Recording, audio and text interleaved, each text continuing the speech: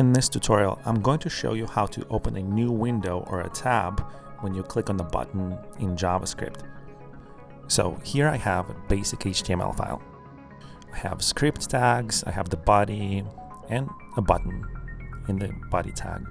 So to create a new window, I'm going to write a new JavaScript function, and I'm going to call it openIt. So I'm going to type function, openIt. So this is an empty function for now.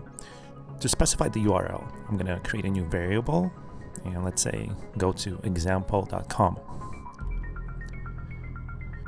Now, to open a new window or a tab, we're going to use a function called window.open, and we're going to put that URL in there. So now we have this function openIt, and what you want to do is to put it into the onclick event on the button and do the parenthesis, save the file, and pretty much this is going to open a new tab or a window.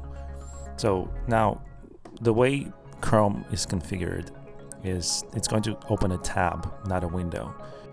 I actually don't think it's possible in Chrome to open a brand new window, but I could be wrong. So you would have to either go into Chrome settings or figure out some other way. But to be honest, I don't think it exists.